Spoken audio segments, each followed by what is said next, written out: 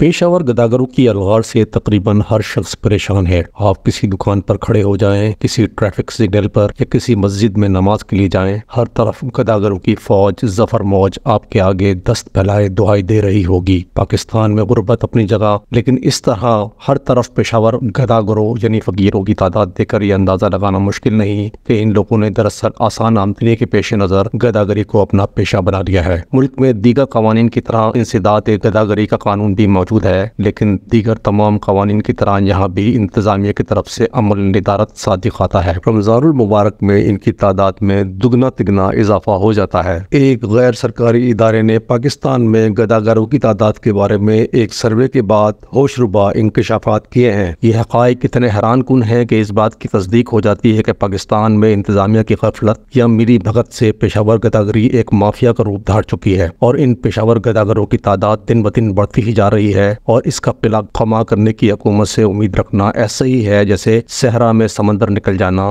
ان حیران کن حقائق کے مطابق 24 کروڑ سے زائد آبادی والے ملک پاکستان میں 3 کروڑ 80 لاکھ بھکاری ہیں، جن میں 12% مرد، 55% خواتین، 27% بچے اور بقایا 6% سفید پوش مجبور افراد شامل ہیں۔ ان بھکاریوں کا 50% کراچی، 16% لاہور، 7% اسلام آباد اور بقایا دیگر شہروں میں پھیلا ہوا ہے۔ کراچی میں روزانہ اوسطاً بھیک 2000 روپے، لاہور میں 1400 اور اسلام آباد میں 950 روپے ہے۔ پورے ملک میں فی بھکاری اوسطاً 850 روپے کماتا ہے۔ روزانہ بھیک قیمت میں یہ بھکاری 32 ارب روپے لوگوں کی جیب سے نکال لیتے ہیں۔ سالانہ یہ رقم 117 کھرب روپے بنتی ہے۔ ڈالر کی اوسط سے یہ رقم 42 ارب ڈالر بنتی ہے۔ اب دوسری طرف آئیے، 3 کروڑ 80 لاکھ افراد اگر کام کریں تو فی کس اوسطاً 2000 روپے کی پروڈکٹ بنا سکتے ہیں۔ اس اعتبار سے یہ روزانہ 76 ارب روپے یعنی 27 کروڑ ڈالر کی گھریلو صنعت کی پروڈکٹس بنا سکتے ہیں، اور سالانہ کام کے دنوں کے اعتبار سے 78 ارب ڈالر کی پروڈکٹس تیار کر سکتے ہیں۔ اگر ہم 50% ہی ایفیشنسی ریٹ لے لیں تب بھی سالانہ 39 ارب ڈالر کی ایکسپورٹ متوقع ہے۔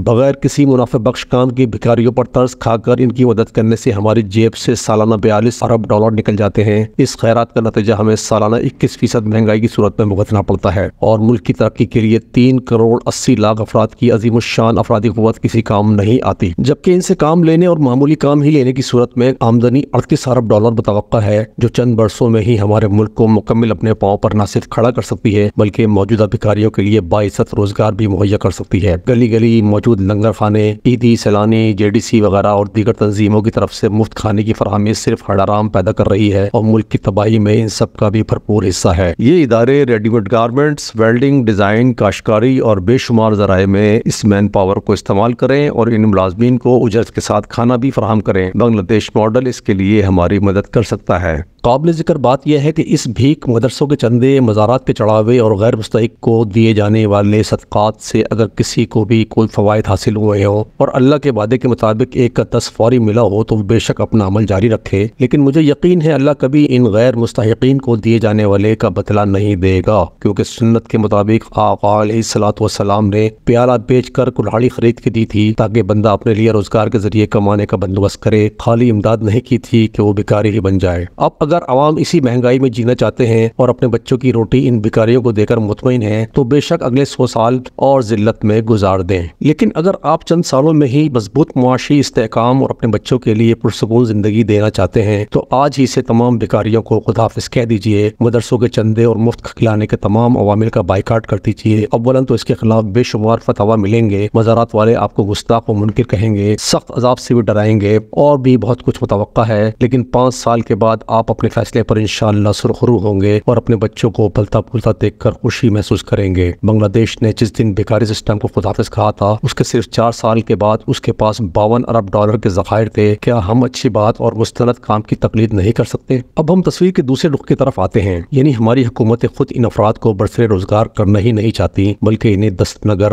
بنانا ہی ان کا مشن ہے۔ مثال کے طور پر پاکستانی عورتوں کی بے نظیر انکم سپورٹ پروگرام میں کم از کم 450 ارب مختص کیے جاتے हैं। एक फैक्ट्री 1 अरब की लागत से भी बने तो 450 नई फैक्ट्रियां कायम हो सकती हैं। 1 अरब में बनने वाली फैक्ट्री में अगर 500 लोगों को भी रोजगार मिले तो 450 फैक्ट्रियों में 2,25,000 लोग बरसरे रोजगार हो जाएंगे। 2,25,000 खानदान का बाइज्जत चूल्हा जलेगा। इन फैक्ट्रियों से कौमी मईशत का GDP तेजी से ऊपर जाएगा, एक्सपोर्ट में बेहतरी आएगी, इन्फ्लेशन में कमी आएगी। कौम को मांगने के बजाय कमाना सिखाएं। लेकिन पाकिस्तान के मारूजी हालात ये हैं कि जिनको कमाना आ जाएगा फिर उनको बोलना भी आ जाएगा और गुलामी से आजाद होना भी आ जाएगा, अपनी मर्जी से जीना भी शुरू कर देंगे। शायद इसी सोच के पेश नजर और अपने इक़्तिदार और कंट्रोल बरकरार रखने के लिए किसी भी हुकूमत ने ऐसा कदम नहीं उठाया, बल्कि जानबूझकर कौम को भिखारी रखने पर तवज्जो रखी हुई है। आखिरी पैगाम यही है कि बाइज्जत रोजी कमाना मोहताजगी से 1000 दर्जे बेहतर है। सोशल मीडिया पर एक साहब की चशम कुशा पोस्ट ने इस गदागरी को मजीद किस तरह बेनकाब किया है वो भी मुलाहिजा फरमाइए। उनका कहना है कि पिछले दिनों एक दोस्त ने तजवीज़ दी कि नेशनल हाईवे पर स्टील मिल से आगे गुलशन हदीद के बाद बाएं जाने बहुत गरीब सी बस्ती है, उनके लिए भी कुछ करें। हमने हस्बे तौफीक कुछ राशन, बिस्तर और जूते खरीदे और पूरी टीम के साथ इतवार की सुबह इस बस्ती जा पहुंचे। 100 से जायद कच्चे पक्के मकान और झुग्गियों पर मुश्तमिल इस बस्ती के मर्द हजरात चारपाइयों पर बैठे चाय सिगरेट पीने और खुश गप्पियों में मशगूल थे। औरतें और नौजवान बच्चियां इधर उधर बैठी थीं। ये सब हमारी वैगनों पर ऐसे हमलावर हुए जैसे सामान हमसे लेंगे नहीं बल्कि छीनेंगे। मैंने सोचा सामान बांटने से पहले इनसे बात करनी चाहिए, इनके मसाइल पूछने चाहिए। मुझे ख्याल आया कि अगर इन लोगों को काम पर लगाया जाए तो इनकी गुर्बत भी खत्म होगी और इस बस्ती में खुशहाली भी नजर आने लगेगी, क्योंकि हर घर में 2-2 3-3 बच्चियां और इस तरह लड़के और मर्द नजर आ रहे थे। मैं अस्करी 4 कराची में रहता हूँ। इस कॉलोनी में बहुत सारे बुजुर्ग अकेले रहते हैं और उनके बच्चे रोजगार के लिए कराची से बाहर हैं या कुछ तो मुल्क से बाहर ही हैं। बहुत सारी नौकरी पेशा खवातीन हैं और उन सबको घर में आया, मेड, माली और ड्राइवर की तलाश रहती है। मैंने सामान बांटने से पहले जीप पर चढ़कर तकरीर कर डाली कि हम आपकी मदद के लिए आए हैं और नौकरी का बंदोबस्त भी कर रहे हैं। आज ही बच्चियों और औरतों को घरों में नौकरी देंगे और अगर कोई ड्राइविंग जानता है या माली का काम जानता है तो तैयार हो जाए, नौकरी पक्की। आप यकीन कीजिए कि अंदाजन 1000 नफूस की इस बस्ती से मैं किसी एक मर्द, किसी एक लड़के, किसी औरत या एक बच्ची को भी नौकरी या काम करने पर राजी नहीं कर सका। अक्सर मर्दों का जवाब था कि तबीयत ठीक नहीं रहती, औरतों और बच्चों का जवाब था कि हमारे खानदान में बाहर नौकरी या काम करने की इजाजत नहीं है, और नौजवान लड़के कह रहे थे कि हम घरों के लिए पानी भर कर लाते हैं इसलिए काम पर नहीं जा सके। बाहर कैफ, हर एक नफ्स के पास कोई न कोई बहाना था। ये सब बज़ाहिर इंतहाई गुर्बत की जिंदगी गुजार रहे हैं। सब फारिग हैं, शहर जाते हैं, घूमते हैं, इमदाद लेते हैं, दस्तरखानों पर मुफ्त खाने खाते हैं, सड़क पर खड़े होकर आती जाती गाड़ियों में चढ़कर मांगते हैं, छोटे मोटे जराइम करते हैं, स्ट्रीट क्राइम के एक्सपर्ट हैं। ये सब अब इनका असल पेशा है। मैंने इस सूरत हाल में सामान किस दिल से बांटा था ये खुदा जानता है। दूसरी तरफ बहुत से सफेद पोश जरूरतमंद लोग कभी मेरे ऑफिस आ जाएं और मैं कोई मदद करना चाहूँ तो इनकार कर देते हैं, क्योंकि उनके आने का मकसद और होता है। कहते हैं किसी जॉब पर लगवा दें तो मेहरबानी होगी। असल जरूरतमंद और इमदाद के हकदार यही लोग हैं। मेरी उम्र अब 66 साल है और मैं रोज 12 घंटे काम करता हूँ। मेरा बेटा,